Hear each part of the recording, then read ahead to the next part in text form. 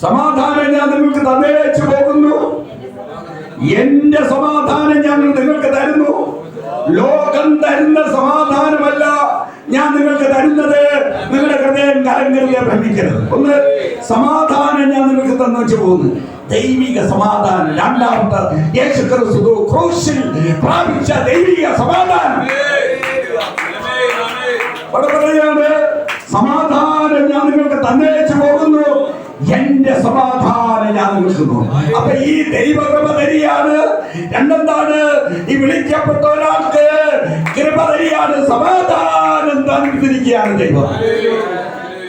ഞെരുക്കം ഉണ്ടായിരിക്കാം, പട്ടിണി ഉണ്ടായിരിക്കാം, ഇതെല്ലാം ഉണ്ടെങ്കിലും ഒരു ഭക്തനെന്തുണ്ട്? ക്രിസ്തുവിൽ സമാധാനം. ഇല്ലേ? ഇല്ലേ? അതാരാ? വിളിക്കപ്പെട്ട ഒരാൾക്ക് എന്തുണ്ട്? കൃപയും സമാധാനവും. വിളിക്കപ്പെട്ട ഒരാൾക്ക് എന്തുണ്ട്? കൃപയുണ്ട്, സമാധാനമുണ്ട്.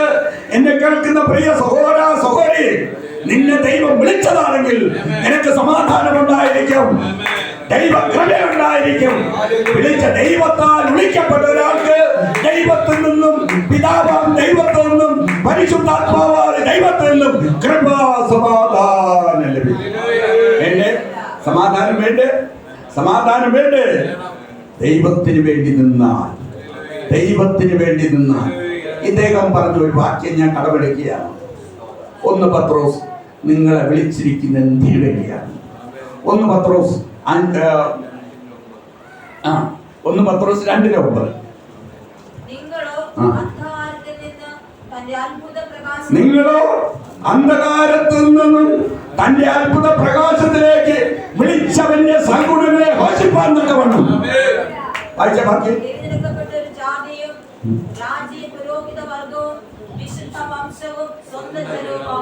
വിളി എന്തിനെന്നറിയാം? എന്തിനാ വിളിച്ചിരിക്കുന്നത്? വിളിച്ചിരിക്കുന്നത് എന്താ? മനസ്സിലായല്ലോ. അന്ധകാരത്തെ കടന്ന് അന്ധകാരത്തിൽ നിന്ന് അത്ഭുത പ്രകാശത്തിലേക്ക് വിളിച്ച ആ ദൈവത്തിന്റെ സൽഗുണങ്ങളെ ഘോഷിപ്പാനാണ് നിങ്ങളെ വിളിച്ചിരിക്കുന്നത്. പറഞ്ഞോ. അപ്പൊ സുവിശേഷ പ്രവർത്തനത്തിന് പോകുന്നവരൊന്ന് കരയോർത്ത് നോക്കട്ടെ. സുവിശേഷം പറയാൻ വേണ്ടി പോകുന്നവർ നിങ്ങൾ പോകുന്നുണ്ട് അല്ലേ? ഉറപ്പാണ്. ഉണ്ട്. അപ്പം നോക്ക്, നിങ്ങളെ വിളി എന്തിനാണ്? വിളി എന്തിനാണ്? പോകാത്തവര് മനസ്സിലായിക്കൊള്ളും. ഞാൻ കഴിഞ്ഞ ആഴ്ച പറഞ്ഞ ഞായറാഴ്ച മെഡിക്കൽ കോളേജ്, തിങ്കളാഴ്ച വരക്കുണം ആശുപത്രി, ചൊവ്വാഴ്ച രാവിലെ നമ്മുടെ ആലയത്തിൽ വെച്ച് ഇങ്ങനെ ബദാസിൻ്റെ ഫാസ്റ്റർമാരുടെ ഒരു പ്രയർ, അത് കഴിഞ്ഞിട്ട് വൈകുന്നേരം വണ്ടിത്തരം പരസ്യോഗം, ബുധനാഴ്ച ആര്യനാട് പരസ്യോഗവും, വ്യാഴാഴ്ച എന്തോ ഒരു രാവിലെ ഒരു പ്രാർത്ഥന ഉണ്ടായിരുന്നു, ഉച്ച കഴിഞ്ഞ് നെയ്യാറ്റിൻകര ഹോസ്പിറ്റൽ, വെള്ളിയാഴ്ച വിശാദി വാഴ്ച 2 വരെ വിളിച്ചിരുന്നു, 2 ഉച്ചയ്ക്കും രാവിലെ അതിലൂടെ ആ 2 വീടുകളിൽ അവിടെ 2 പോയി. ശനിയാഴ്ച ഒരു പാസ്റ്ററിന് വേണ്ടി പ്രാർത്ഥിക്കാൻ നെയ്യാറ്റിൻകര വിളിച്ചിരുന്ന രോഗമാണ്. അത് കഴിഞ്ഞ് പിന്നെയും വിചാരിച്ച് ഹോസ്പിറ്റലിൽ കൂടെ കയറാമെന്ന്. എവിടെ? നെയ്യാറ്റിൻകര ഹോസ്പിറ്റൽ. നിങ്ങളോ എത്ര ദിവസം പോയി? മോനെ ഈ ആഴ്ചയിൽ എത്ര ദിവസം പോയി? കൈവരുത്ത് നിന്നോട് ചോദിക്കുകയാണ്. എത്ര ദിവസം സുവിശേഷ പ്രവർത്തനത്തിന് പോയി? എത്ര ആളോട് സുവിശേഷം പറഞ്ഞു? കൈവരുത്തിയാ പോരാ. നിങ്ങളുണ്ട് പറഞ്ഞാട്ടോ. അപ്പൊ നിങ്ങളെ വിളിച്ചിരിക്കുന്ന എന്തിനു വേണ്ടിയാണ്?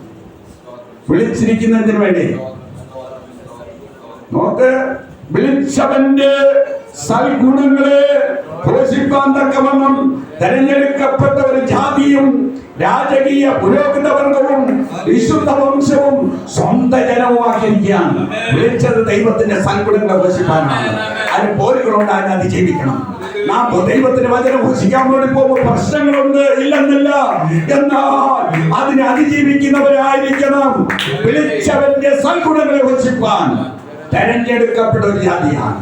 അതുകൊണ്ട് പ്രിയ സഹോദരൻ, ഇനി സുവിശേഷം